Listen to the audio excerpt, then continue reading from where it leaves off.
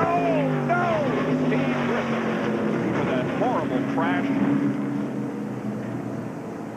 and fire on the racetrack. It's knocked the gas tank out of the 41 car. That's what we see blazing over there. I think the gas tank is over against the wall. This is at the end of the backstretch. Greg Sachs has stopped over there, but the ambulance is on the scene very quickly. The driver involved is Steve Grissom. Just tremendous impact with the wall at the end of the backstretch.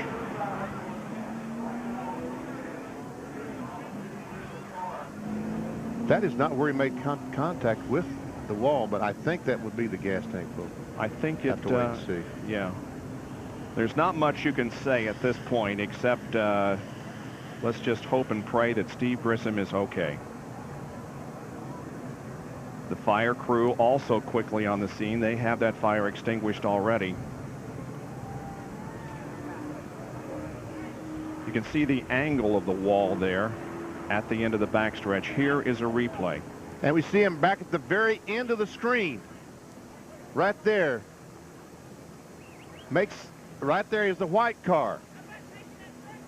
And Spencer sideways, and Steve Grissom trying to dodge Spencer.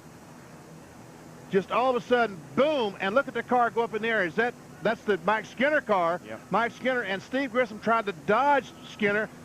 I mean, the 23 car of Spencer. And look, there's the gas tank. Yes. Hang on a second. I'll show you this gas tank, folks, as it goes across the racetrack. Right up there is the gas tank. And it makes contact. It impacts the wall and then splits open, and the fire begins. I think other cars will go through there, and the exhaust is going to ignite. There we see that car. That's Mike Wallace's Spam car. Goes through the gasoline and ignites it as it goes through. And there's Kenny Wallace as he goes through also. May have made contact there with Grissom's car as it still has not stopped rolling or pirouetting. And the wall just, and there is where Grissom made contact with that inside wall, and it split it right in two in several places.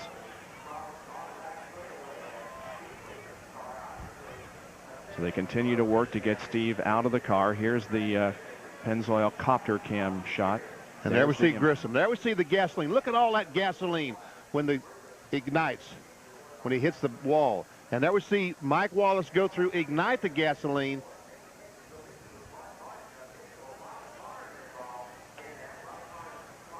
Wow.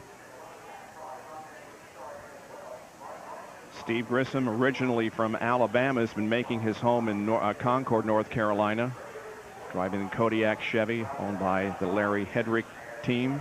Obviously, you can see that the race has been red flagged by the NASCAR officials.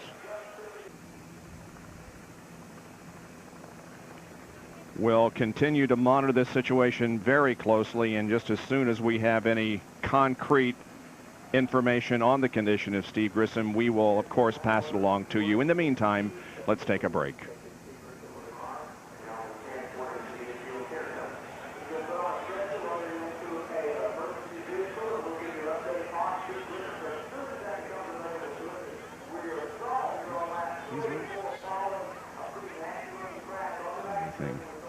But he is moving. Look at him, he's waving. Yeah, he's waving to somebody there. Whew, man. Guy's in great shape, thank God for that.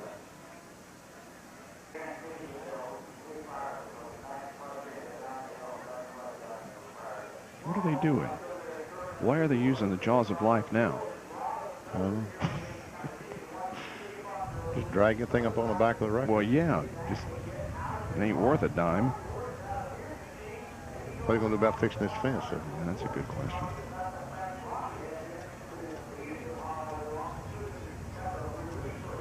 The ambulance has arrived at the infield medical center, and of course he will be checked over there, and if necessary will be transferred somewhere else. This accident occurred very, very quickly, as most of them do. We're going to take another look at the replay since we now know that apparently there's no serious injury.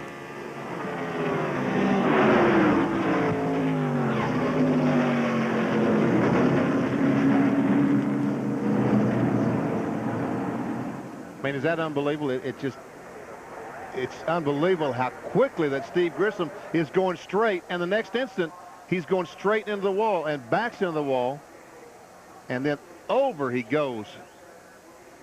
And gasoline is thrown every place. Mike Wallace goes through it, ignites the gasoline. Kenny Wallace comes through, almost hits the 41 car as he's coming to a stop. And now we'll take a look at it in slow motion. Back here is the car that we're talking about. There's Grissom. There we see the 23 car.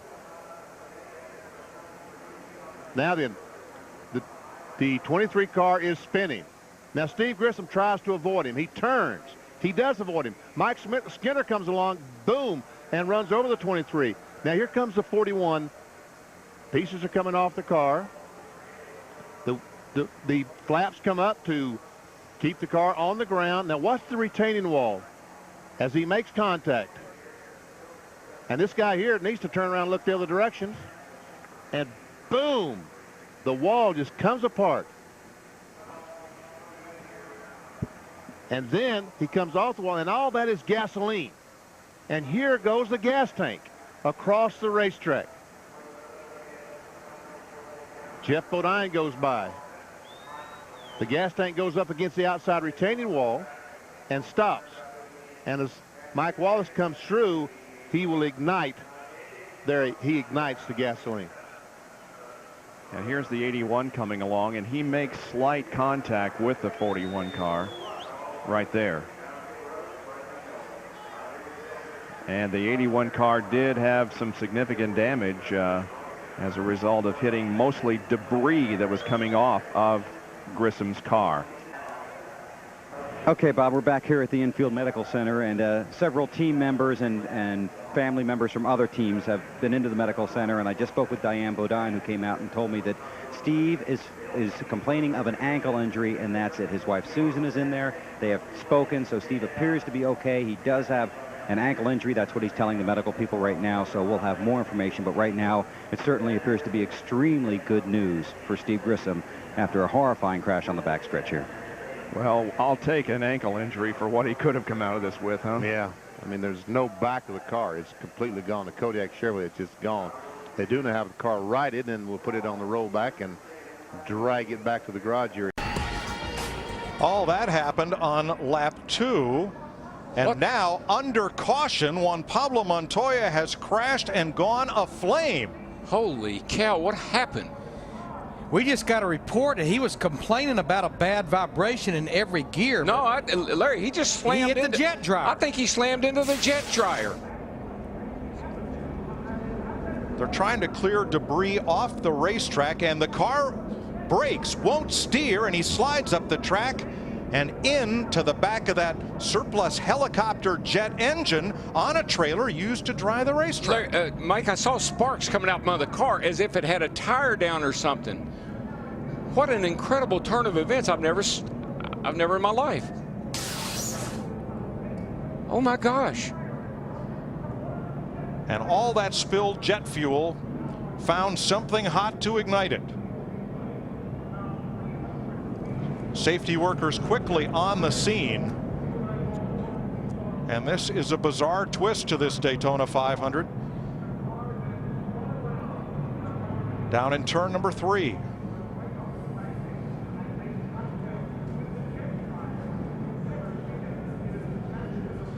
Well, I've seen a lot of things, but I don't think I've ever seen anything quite like this. That fuel is just running right down. That thing's full of fuel. They keep them full all the time. I just wonder what it's going to do to the racetrack. Well, here comes the fire crew. You see the red truck bottom of the screen. They've got to get that out because that fire could damage the racing surface. That's what I was thinking. I mean, you got fuel, it's on fire. It could eat that asphalt right up.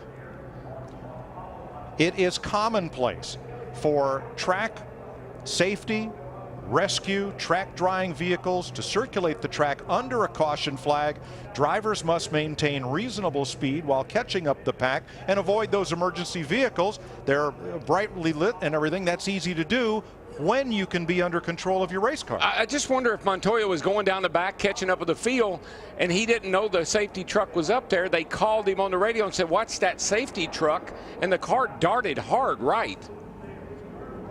Something had to happen. I saw sparks underneath. The car broke, and I don't believe he had steering control. I don't either. I mean, when the car went up the track. When you see the sparks come out from under the car, it just looks like it had a flat tire or something happened to it. I don't know how many gallons of jet fuel that thing holds, but I guarantee you it's got several gallons in it. Several, probably 100. Track personnel exited that cleanup truck very quickly after the collision and walked away. That's got to be eating the track up. I just wonder what it's going to do to it, Larry. Yeah, that fire's been burning for quite a while now. And let's reiterate, Juan Pablo Montoya climbed from his car and walked quickly away. The car destroyed. He is all right and trying to get what is now a jet fuel fire under control, blazing in turn number 3. But Darrell, I keep going back. We just had gotten a report. They were telling me in my ear that Montoya had a bad vibration in every gear he was putting it in. So something was going on with that 42 car. The race has been red flagged. That means the cars have been stopped well away from the turn 3 scene. They've been red flagged on the back straightaway, and you're looking at what happens when 200 gallons of jet fuel meet a spark or something very hot after a collision like that. Yeah, that thing just burst into flame. I mean, it was unbelievable.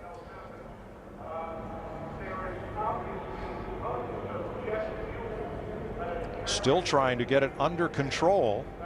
And you know, I would say maybe they could drive it down off the track, but if you look, the driver's door is caved in. I don't think you can even get in the vehicle if you were brave enough to try it. Now, we've just had pit stops. Everyone from 5th place on back has stopped. Dave Blaney did not pit under this caution, along with Landon Castle, Tony Raines, and David Gilliland.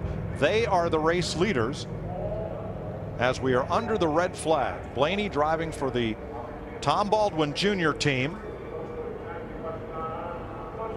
Castle with a brand new ride, and Raines, who just got a ride a few weeks ago into the Daytona 500 with teammate to Gilliland at Front Row Motorsports. They are the race leaders under this red flag for a bizarre incident entering turn number 3. When Indy 500 and Monaco Grand Prix winner Juan Pablo Montoya went down the back straightaway, something on the car broke from the sparks underneath, lost control of the steering, and slid up into the trailer that held that jet helicopter engine, which was blowing debris off the racetrack while we were under caution. Yeah, as far as the drivers that pitted, Matt Kenseth in the 17, who had been leading, he won the battle off pit road. I mean, that car is destroyed. Look at Montoya's car. More fire trucks going to the scene. Now, that's the front of the race car. It hit the trailer, which went up in the air, and the race car pretty much submarined underneath it. It's the most bizarre thing I've ever seen. Watch Montoya's car on this replay as we try to discern what may have broken. We're under caution. Here he comes back here. You can see him coming. Jet dryer's up high. He sees the safety truck flashing its lights. Sparks fly, and around he goes.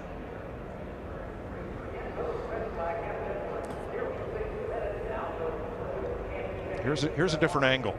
See the safety trucks up top? I mean, it just exploded. When it hit it, it just exploded. And he was traveling at a high rate of speed, trying to catch back up at the field. Back of the field.